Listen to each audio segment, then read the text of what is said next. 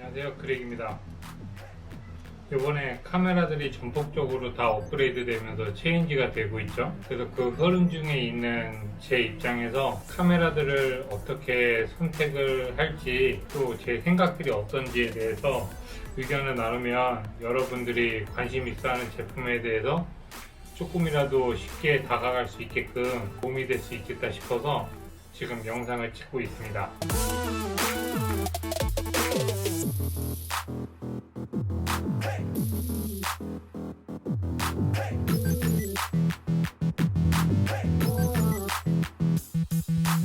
더불어서 제가 이 제품을 쓰면서 어떻게 세팅을 해서 단점들을 보완하면서 쓰고 있는지 노하우들도 함께 공유해 보려고 영상을 만들고 있습니다.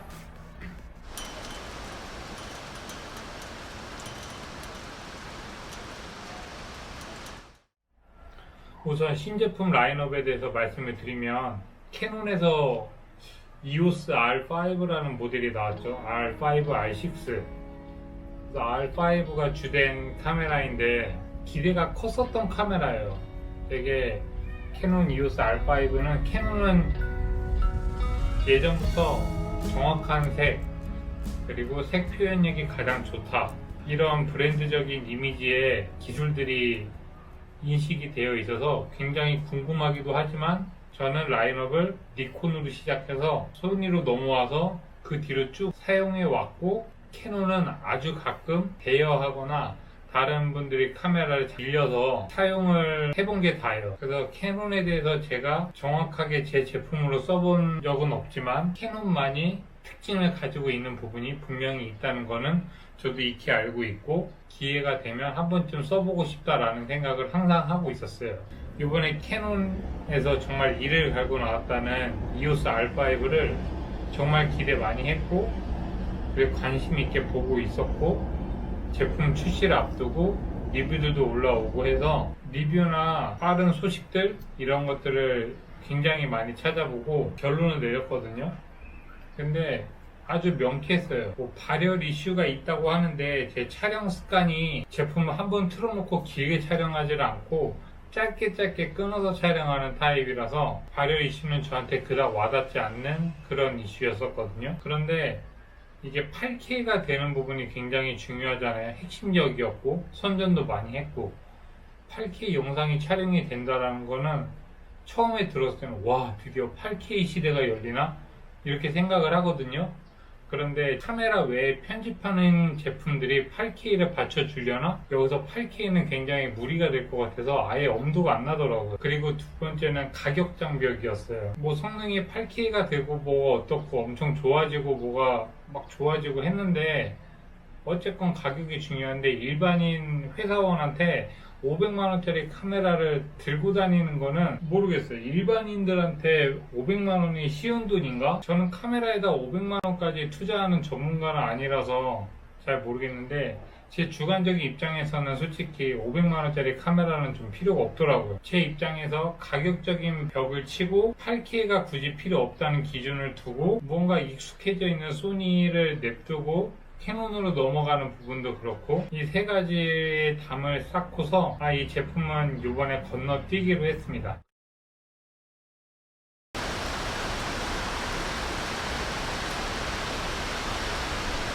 그런데 올 게 오고야 말았어요. 와, 소니에서 바로 며칠 있다가 A7S3, 일명 유니콘 카메라죠. 정말 환상 속에 있을 것 같다는 카메라 S3도 출시를 하는 거예요. Alpha.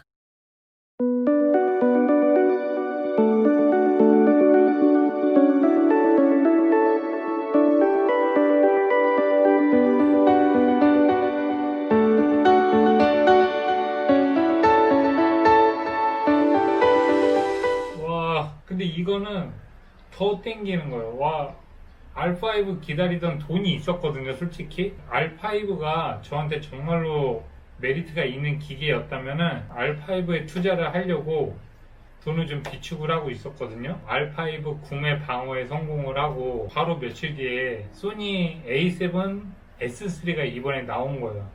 R5를 안 샀어? 그럼 A7 3는 어때? 이런 식으로 A7 S3가 나와서 또 한 번 멘붕이 왔죠. R5는 권투로 치면 굉장히 큰 펀치 한 번 날렸는데 너무 힘이 많이 실려가지고 내가 쉽게 피할 수가 있었다면 A7 S3는 스트레이트로 진짜 날카롭게 쭉쭉쭉쭉 진짜 이렇게 들어오는 거예요.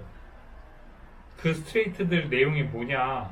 일단 제가 지금 쓰고 있는 제품에 대한 리즈를 거의 다 케어를 해줬어요. 첫 번째는 정말로 틸트 액정을 되게 바랬거든요.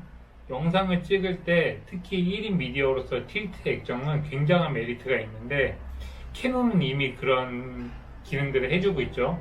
근데 소니는 굳이 그 기능을 넣지를 않더라고요. 항상 소니 A7M3에는 그 틱 기능이 없어서 그게 너무 불편했었거든요. 그 리즈가 해소가 돼서 메뉴 인터페이스가 굉장히 되게 직관적이고 편하게 윈도우 폴더 보듯이 되게 쉽게 바뀌어서 인터페이스가 출시가 되었더라고요.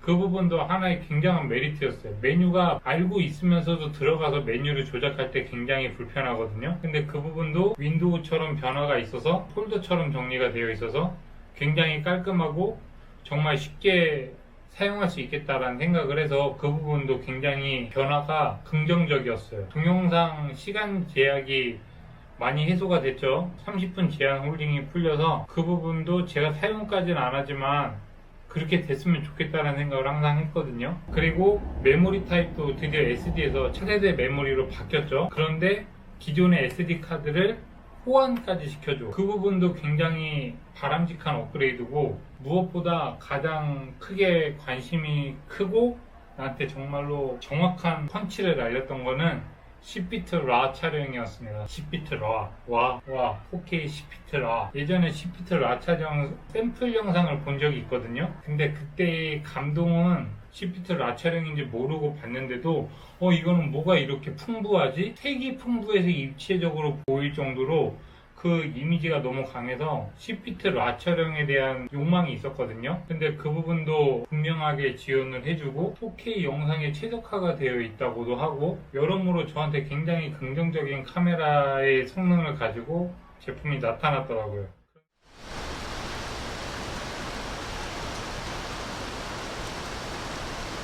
근데 우리는 이쯤에서 머릿속 깊이 막연하게 혹은 엉뚱하게 그리고 익숙한 한 가지를 방관하면 안 돼요. 그 부분을 분명히 되짚어 볼 필요가 있습니다. 하드웨어적으로 기기의 모양은 카메라예요. 캠코더가 아니고 카메라라서 구입을 하는 거잖아요. 혹시 캠코더라고 생각하고 이 제품을 사는 사람들이 있을까요? 물론 있겠죠. 그런데 저 같은 경우는 어쨌건 이렇게 보고 사진을 찍는 카메라로서 이 제품을 쓰는데 동영상을 촬영할 수 있는 기계로 활용할 뿐이지 하드웨어적인 모양은 분명히 카메라거든요. 그런데 A7S3는 카메라로서는 마이너 1200만 화소로 나왔더라고요. 물론 4K 안정화를 위해서 1200만 화소를 선택한 거는 맞아요. 왜냐하면 소니의 A7 시리즈는 R, M, S로 분명히 나뉘어놨거든요. 고감도로 사진을 위한 전문적으로 굉장히 또렷한 사진을 얻기 위해서는 R 시리즈가 있고 R보다는 못하고 S보다도 못하지만 둘 다 어느 정도는 다 해결해주는 M 시리즈가 있고 R, M, S 이렇게 세 가지 라인업이 분명히 있거든요. 근데 이번에 제품이 나온 게 S 라인업이잖아요. 그래서 동영상 특화된 기계로 나온 거기 때문에 사진 촬영에 마이너스 업그레이드를 했다고 뭐라 할 사람은 없고 저 역시도 그 부분에 대해서 뭐라고 하고 싶진 않지만 제 주관적인 입장에서는 저는 일반 소비자고 동영상 촬영을 하지만 중간에 사진 촬영에 대한 재미도 굉장히 많이 느끼고 있는 카메라이기 때문에 그 부분에서 신제품임에도 불구하고 저한테 어필이 되지 않더라고요. 또 제 특징이 사진이나 영상을 찍는 형태를 봤을 때 동영상을 찍을 때는 최대한 카메라의 기능에 의존해서 많이 찍고요. 사진을 찍을 때에는 전부 다 매뉴얼로 놓고 ISO 셔터 스피드 조리개하고 타협하면서 한 장 결과물이 만족스러운 결과물이 나왔을 때 굉장히 희열이 느끼는 그런 또 하나의 사진 작업에 대한 매력도 충분히 즐기고 있거든요. 그 사진 촬영 부분이 애초에 A7M3만큼만 사진에 대한 배려가 이시 나왔어도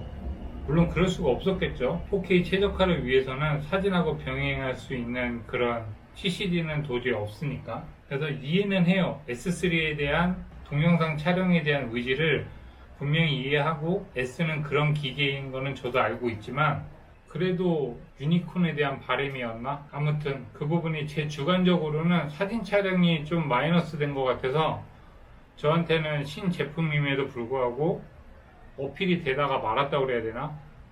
그래서 A7S3도 저는 이번에 건너뛸 생각입니다.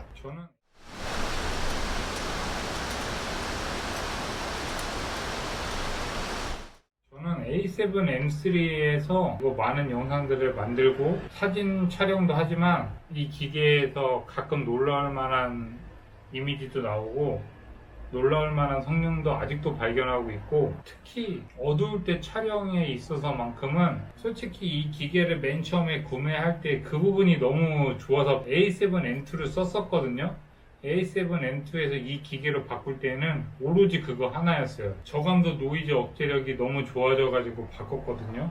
그렇게 뭔가 확 완전 달라졌다, 기존 거에서 달라졌다라는 기준이 되거나 혁신이라는 생각이 들 때에는 돈을 아낌없이 투자를 하는 편인데 이번 제품들은 조금 더 갖다 붙인 느낌? EOS R도 그렇고 이번 S3는 이렇게 지금 있는 바디에서 조금 더 동영상에 조금씩 더 갖다 붙인 느낌. 물론 성능적으로 비합적으로 좋아진 부분이 있기는 하지만 쓰는 기준에서 제가 실제로 이 제품 중에서 그런 느낌이 와 닿아서 A7S3도 제 개인적인 방어전에는 성공할 수 있었습니다. 그리고 내가 쓰면서 불편한 점이 분명히 있었을 거 아니에요? 그래서 그 부분을 어느 정도 제 수기로 케어한 부분이 있는데 그 노하우를 좀 공유도 같이 해볼게요.